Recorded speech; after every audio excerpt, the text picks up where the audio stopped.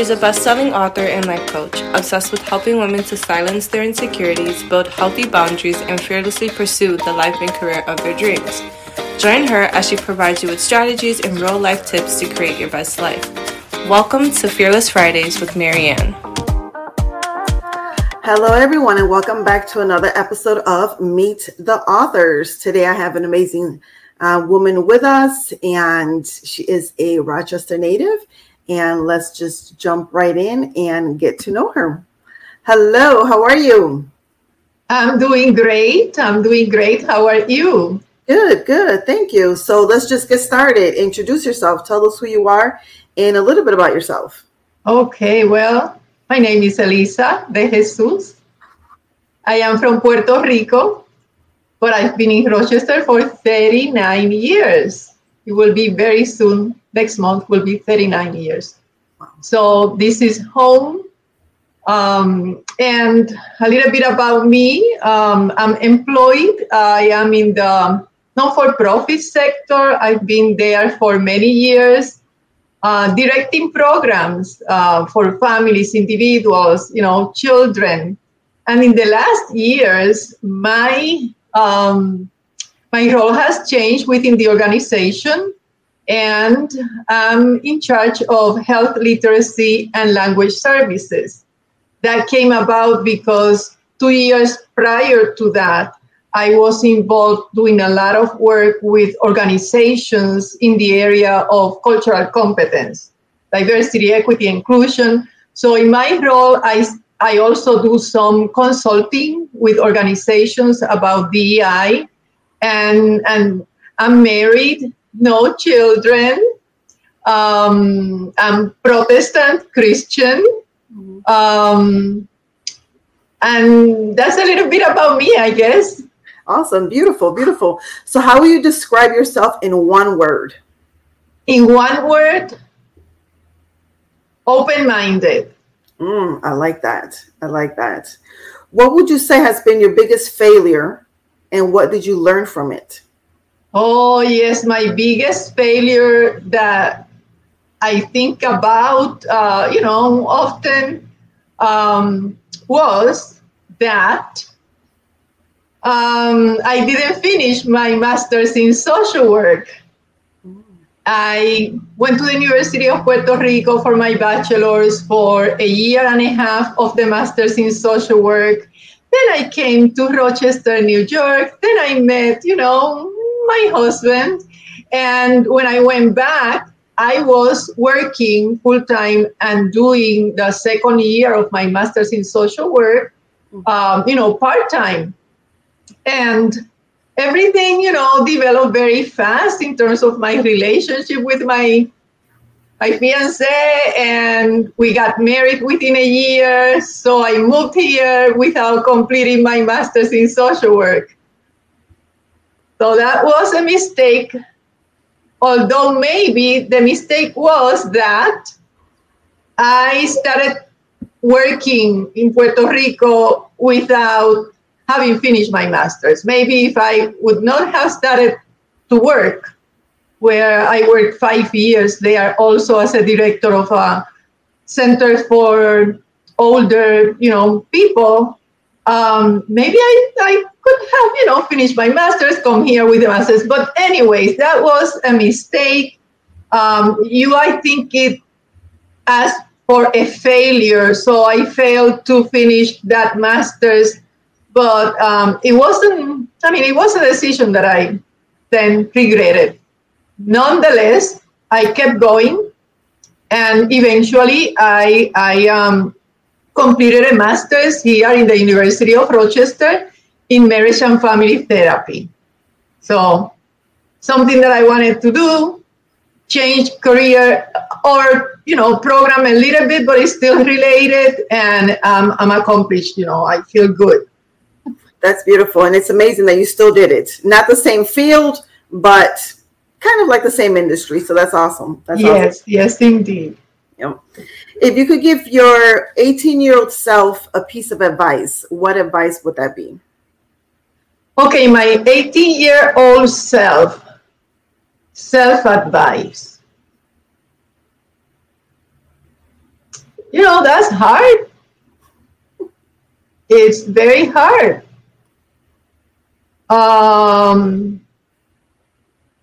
Maybe at that time, self-advice would be related to being less shy, Okay. a little, less introverted at that time. Yes, that would be it.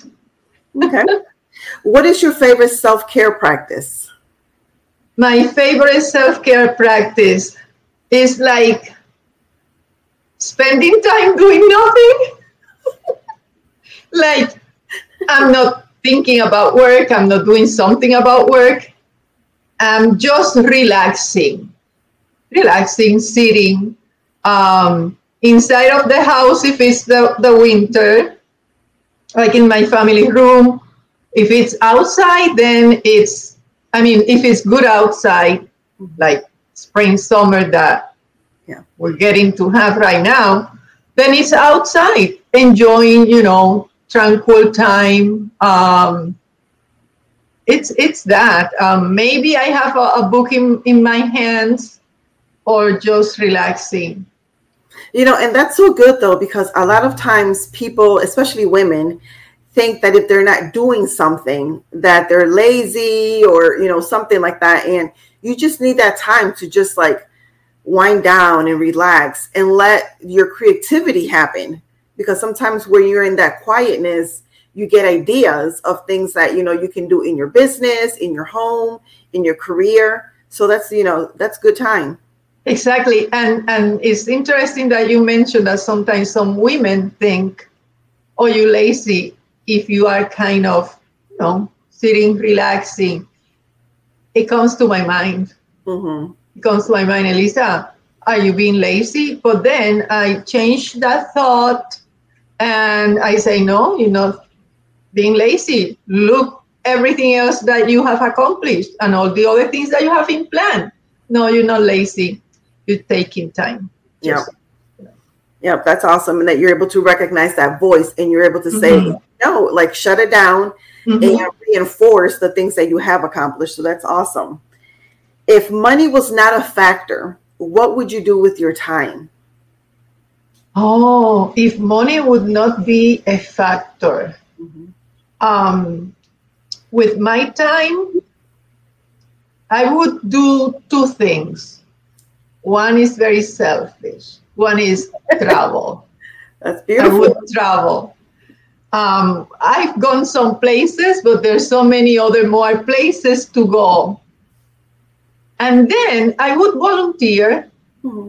Yes, I would volunteer without, I do some volunteer now through, the Rochester Latino Rotary Club, even through where I work at the Ibero-American Action League, because as probably when you are also in supervisory positions, it's not the 35 hours a week. And I take it as, an opportunity to volunteer. And I rarely ever say, oh, I was at this event volunteering, like coming Saturday. Then in the week, I'm going to take, some hours off. No, it doesn't work for me because I'd rather do what I need to do, because then things get, behind. Right. But yes, it will be traveling and volunteering. What's your dream vacation? Like, where's one place in the world that it's like on your number one list? Okay. In the list is Spain. And near Spain, I forgot the name of that place now, but it's a place that I want to go with my husband. I forgot. But let's say Spain, Barcelona, Madrid. I would like to go to to also kind of get connected with the history, all those history that we hear when we are in school. Yes. That's awesome. I like that. What is your favorite thing about yourself?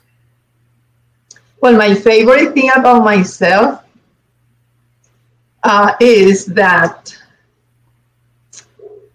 I really don't pay a lot of attention to what people may say or think about me. I have this thinking that I developed very early in my life as a child, kind of teenager. Don't pay much attention if people say something about me, because if it's not true, why worry about it?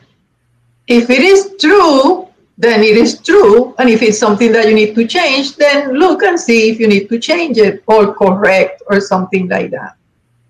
But don't allow those things to really worry you and kind of get you off track. Because, people, including me, are people. People have their own thoughts and their own assumptions. Yeah. And, so it has never really been something that I focus on. I say, doesn't matter to me. If you have something to say, you tell me, we can talk. Right. But if you don't like me, well, that is perfectly okay. You don't have to like me. There's 7 million other people in the world. Yes, if I said something that didn't strike well with you, then tell me, let's talk. Right. And because I said at the beginning that I'm open-minded, because, yes, I like to hear from what people think. Yeah. And their backgrounds and, where they are in life. It may be in tune with me and it may not be, but I always think I can learn something and they can learn something. It's a sharing kind of thing, I always also think that, yes, I am not better than anybody, but I'm not worse than anybody either. We are the same, right, with differences, but differences for me are enriching. I like that. Yes. Yeah. I like that. Where do you see yourself in 5 years? In 5 years?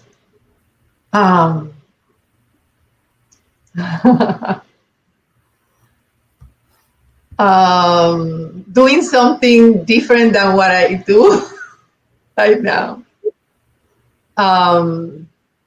Having more time to develop my inner dreams, life coaching. Okay. Devoting more time to that dream of mine and, to my business. So in 5 years, yes, I see that happening. I realize I will have to let go of other things that I'm not ready yet, but in time, in 5 years, I'll be ready, no doubt. And interestingly enough, I don't know if it's going to be interesting for you, but for me, I think in 5 years, I will have written something more than just one chapter to a book. Because that was a dream of mine. Yeah. And it's been in my mind for a while. And I started doing some research on a topic that I'm going to tell you that I think that it touches many of us, which is about procrastination. And I put it aside, but that's coming back. That's coming back. So who knows if that will be, the next writing piece for me or something else. But I think in 5 years, there's something about that. Yeah. Beautiful, beautiful. So that is a perfect segue into our next question. Why did you decide to join this anthology project? Yes. Honestly, I saw the opportunity, and I'm proud of myself for when I've seen opportunities, a lot work related, that I have there to say, yes, I don't know much, but yes, I'm going. And it's been, with God's help, it's been a good decision. Yeah. So I saw that opportunity. I saw that opportunity to, let aside the fear, let aside the excuse that I don't have time or how am I going to start. And it was a start. I grade myself, and I don't grade myself in that first writing experience too high. Like I like A's, like A pluses. I'm not grading myself that way, but I'm giving myself credit that I did something, that I started. And I thank you. I thank you, Mary Ann, because you were the one that presented the opportunity that caught my attention. Because I have heard and read of other, people that can guide you in writing books and how, you're going to connect your book to everything else that you're going to continue doing. But either it didn't engage me enough or it was not the right time. So at this time, I think it was about, you engaged me and it was the right time, and I decided, let's go. So thank you.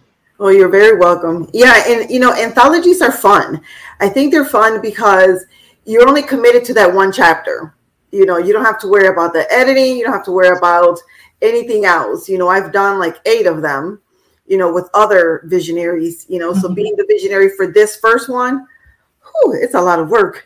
And, it's exciting because it gets you, especially if you're someone that has the desire to write a full book. So you start getting a little bit of, experience and things like that. And it just awakens something within you, and it'll be awesome. So I look forward to that procrastination book. It's going to happen. So what is one key takeaway from your book that you want your readers to capture? The one thing, and it might have been also linked with my, my master's in marriage and family therapy, is marriage and family. And I decided when the opportunity came to enter into that program at the U of R, that I was going there because I really believe that when couples in the family are able to work through situations, that also strengthens the kids. Okay? True. So one of the things that I, hope people get when they read that chapter is that precise part where I say that it is so important to have mentors in your life when you're growing up, and those mentors can also be your parents. In my view, your first mentors should be your parents. But I know it doesn't, transpires that way for every individual. And if that is not the case, then there's other important people around you, that can be your mentors. When people read my chapter, they will see it was my parents and there was another mentor there. So to say that we have to be very conscious of that as adults. Yeah. And as parents, because you gave birth or because you adopted or you just, raised, another human being, that you are instrumental or you can be instrumental in the life of those people, those little people, but they are people. Yeah. So without telling us the story behind your chapter, using 3 words, how will you describe your chapter? How would I describe my chapter? It's hard without saying the story. Let me see. I think it has an element of feelings, Mm-hmm. of kind of uncomfortable, kind of insecure feeling, but an element of I'm strong, I'm going forward, I'm going to make it. I'll leave it at that. I like that. Yes, that is so true. Was it difficult to write your chapter?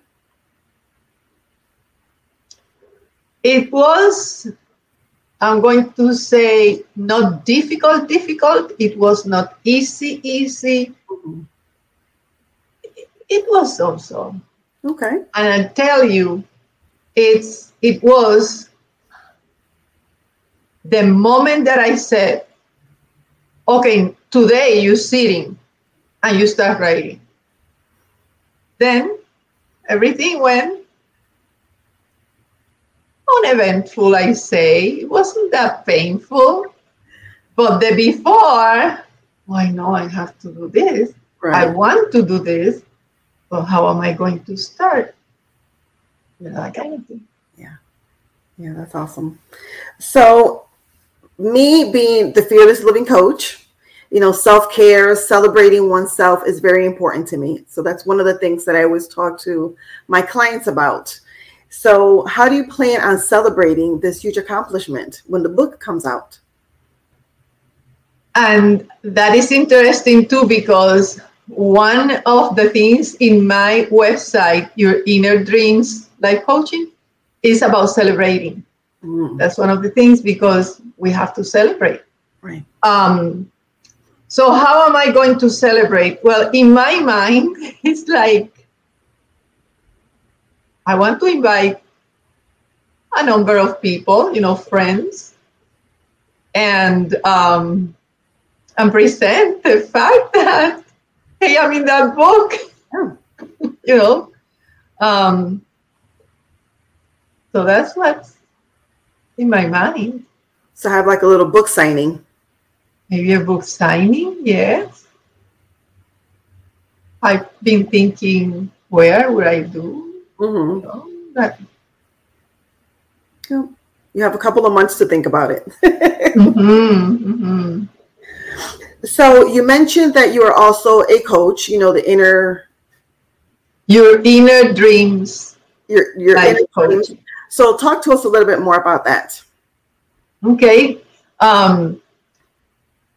I think that everybody has dreams, meaning ideas, desires, interests on doing things, on going to places, on changing some things. And sometimes we are not too aware of that.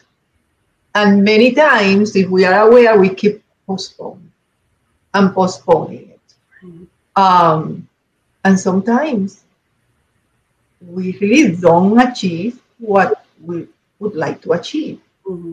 Or if it's about a dream travel, trip, we never get to go there.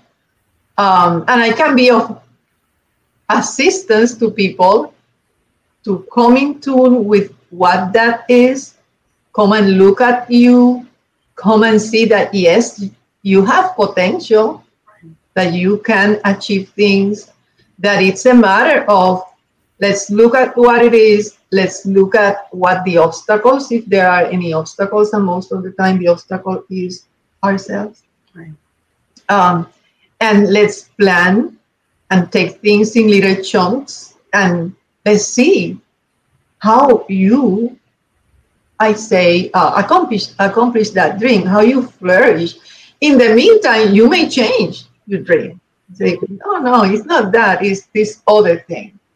So that then you feel, yes, now I know a little bit about myself, and I feel like more grounded. Right. Because otherwise, we keep going in life, things keep happening, life continues, And sometimes we feel stuck and we stay stuck. Right. How can I say, feeling uncomfortable with self. Mm-hmm. Yeah. So that's basically where my approach to life coaching is. Okay. And as we get ready to wrap up, where can our audience find out more about you and about your coaching program? My website is Your Inner Dreams Life Coaching. You will find it. And if you want to connect with me via right there also is an email. But if you want to connect with me via text, let's say is 585-260-3341. Awesome. Thank you so much for being with us today. Well, thank you for the opportunity, Marianne. You're welcome. All right, everyone. I hope that you got a little insight into Elisa and that you will enjoy her chapter when you get a copy of the book. As always, remember, you are fearless, you are fabulous, and you matter. Until next time. Thank you so much for tuning in. I hope that you found this episode inspiring and motivating. Don't forget to leave a comment so you can win a fabulous prize at the end of the month. You can leave a review on iTunes, or you can head over to YouTube or my Fearless Living Coach page on Facebook if you are an Android user. And as always, remember, you are fearless, you are fabulous, you are a priority, and you matter. See you next time.